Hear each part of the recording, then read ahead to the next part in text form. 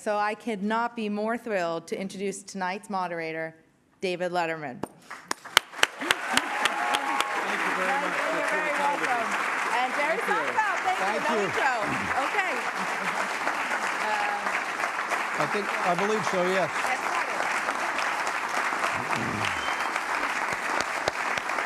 Thank you.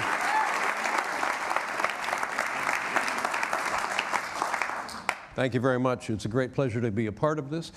And I must apologize, I was nearly tardy. I was told the Javits Center. That would have been a lot more people. Yes. Yeah. Well, not necessarily. Listen, I've been studying this project, and I've been making notes and so forth, and I feel like I want to throw everything away and begin from scratch because just having seen the Sarah Jessica Parker show, I thought that was all you needed for a show. I thought that was delightful. Oh, thank you. And without knowing, it seemed to me that that was the essence of what this show is. Am I right about that? Well, yes, but it really was a kind of a guess. I mean, I really couldn't imagine when I thought of the idea that that could be a show. Mm-hmm. That, first of all, that you would get enough stuff so that you could make it, long enough to be worth watching. But that was where the internet, the show happening at the time that it did, and the internet and being able to watch things streaming, and if it, a few years ago, I never could have done it. So the fact that I could make the shows any length I wanted, that gave me the freedom to do it. All right, now this brings up several questions. I had to ask to be on your show. I was not included in the initial rundown. That's correct. Yes. So in my ignorance, I assumed all shows were the same length. Now, no. Having gone through the catalog of your shows, I realize they're at varying lengths. Yes. And so as competitive as I am, I'm afraid to know what the length of my show was. You scored very high. Oh, good. Thank you very much. Very high. But that's not all your fault. I mean, it's just... Well, no, wait a minute. So you're implying there was fault? Yeah. Well, it's a completely natural, obviously unscripted. Right. There's no preparation of any kind. Okay. So conversation is good or bad. It's just now, in the land of cable television, we all must know now that there is a show about anything on a channel about anything. Mm-hmm. And there is a channel devoted entirely to automotive interests. Now, there is? Yes.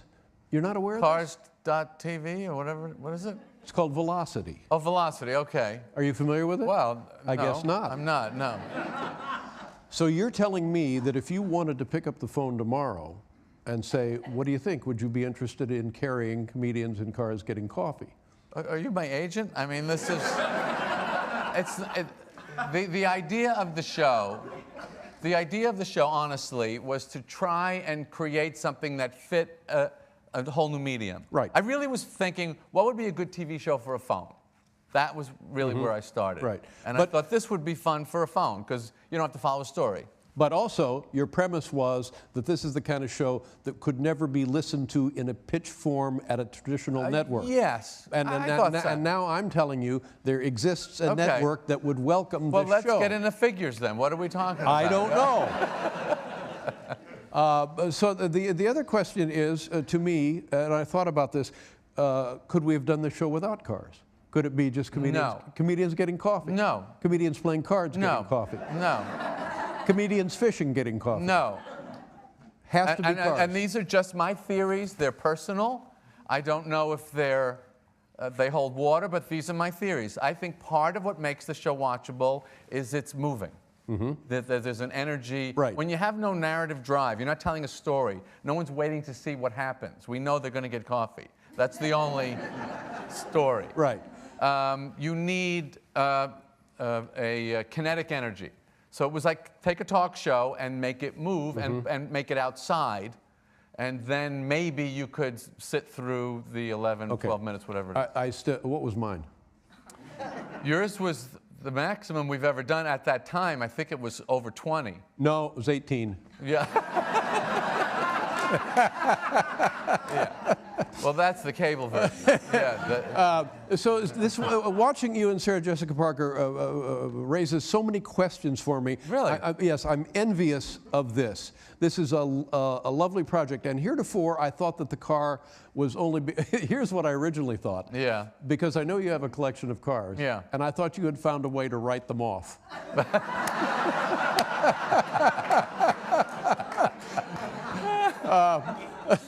I don't think the public would frown on that at all. No, that's just fine. But so heretofore, I thought it was more symbolic, because I'll give you an example. Symbolic? Symbolic, yes, because Howard Stern, you're in a GTO from the 60s, I believe, a big, huge muscle car, very, very popular, and Howard couldn't have cared less about the car. That's right. Well, a little bit. He thought it was a little interesting. Yes, and he liked that on the back was the iconic logo, the Judge, Yeah. because he's a judge on the America's Idol Top Talent show. Yeah. However, you and Jessica Parker in the station wagon, Yeah. I thought the car made perfect sense. Yeah, well, that was her car. She had just bought it.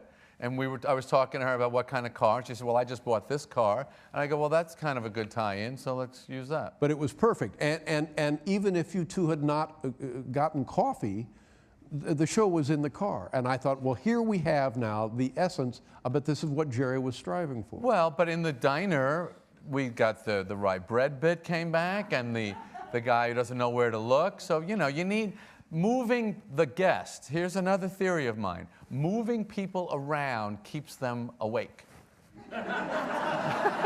Right. But and here's another question. Having hosted a show of my own, do you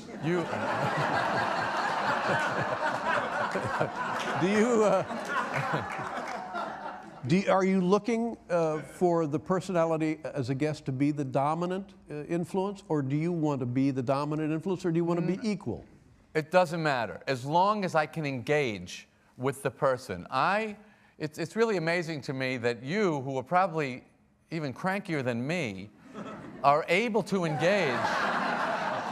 You're able to engage with almost anybody. I don't have that breadth of interactive ability. I pretty much engage with funny people or weird people, or, you know, kind of off people. Anybody who's a little normal, even just like, let's say, a normal actor or actress, I'm lost. I got nothing. I'm not curious. I'm not interested. You got a show. I don't care. You know, I couldn't even described fake 30 years of my life.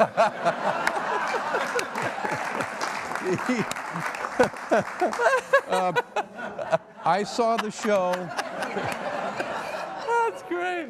I saw the show with Tina Fey. Yeah. Tina Fey, tremendous comic talent. Fantastic. I mean, in any venue, in any venue, form. any form. I saw the show with you and Tina, and it seemed to me like a first date, where the two of you were, well, I'll talk and Well, they're she'll all talk. first dates. I mean, I don't know Tina that well. Okay, so now we see Sarah Jessica Parker, and this was Ringling Brothers. I know Sarah. So you have a relationship with Yeah, her. but there are other people. Ricky Gervais, for example, I don't really know. You and I are friends mostly working. Right. But people would think, you know, our relationship is somewhat casual. Is that fair to say? I think so. And yet most people would watch that and think that we're very friendly, that we see each other all the time. Well, So it's not just the relationship. Certain people are just, you know. Well, I was very impressed by this one, the Sarah Jessica Parker thing, and what also was reinforced in this one is the physical look of this show. And if I looked at the credits, would I see a scenic designer or a photographic designer, or are these just ideas you had visually? Some of them are mine, yeah. I kind of like, I mean, that car I didn't like to photograph because it's just kind of boring. Well, forget the car. I like the little interstitial, transitional videos of coffee and whatever, people and this and that. That's kind of a Pavlovian thing that we do, you know. It's like if you like coffee and you like, it's just the car and the coffee. I don't know, I just kind of had this idea that people like those things. Let's make a show where those things we're gonna kind of pour over these things with affection. Right. And I like doing that. And I'm saying the one we just saw here this evening was more cars and comedians than coffee. Coffee took a third place in this, where typically it's the comedian and the coffee, as opposed to the car. What?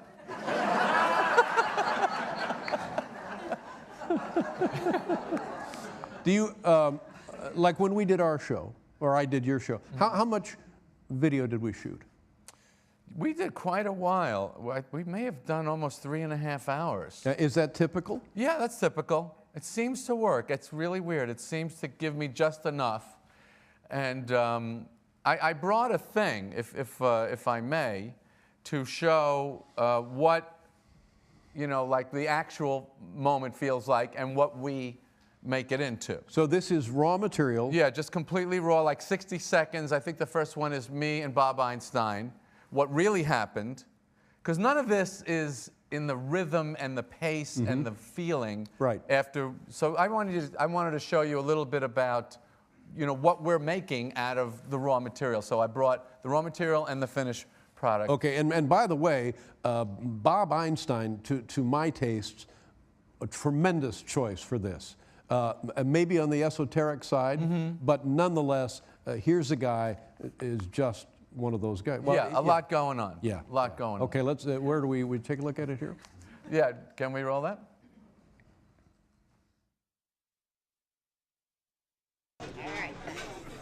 Were they the first couple to what? Magnificent. Enjoy.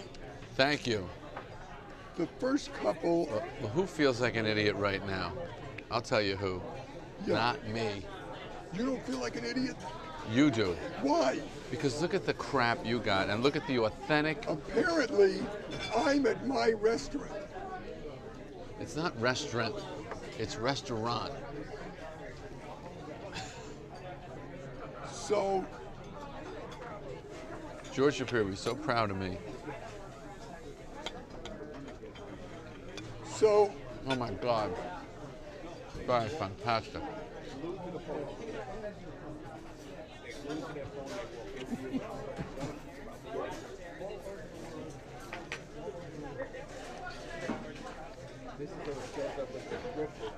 Please don't take your teeth out again.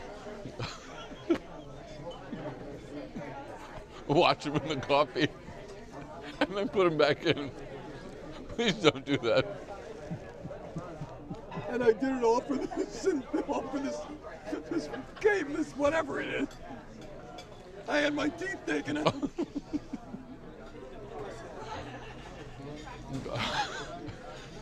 Just for the gag. Finish anything for a laugh.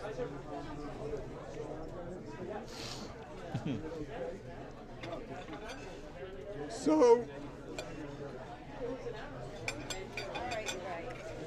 Oh, that is so good. you won on this one.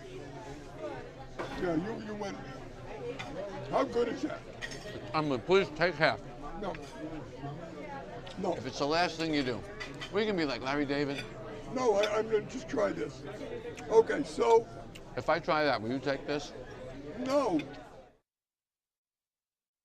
Magnificent. Enjoy. Oh my God. That is fantastic. Please don't take your teeth out again. That is so good. You won on this one. How good is that? Please take half. No. It's the last thing you do. If I try that, will you take this? No. All right, what do you want, a bite? Then give me that half. You gonna take the whole half? I'm just gonna take a bite and I'll give No, it back I'll to cut you. it up and give You're it to putting you. your hands all over everything. You're It's goddamn disgusting. right I am. Well, you were gonna put your hands on my sandwich. Here. Touch my Oh, fork. now you're touching it again. I'm very clean. We're having a horrible day. People are funny here, aren't they? Oh, yeah, and here is where you get the blowing of the nose after the meal. A complete head clear. It's usually this.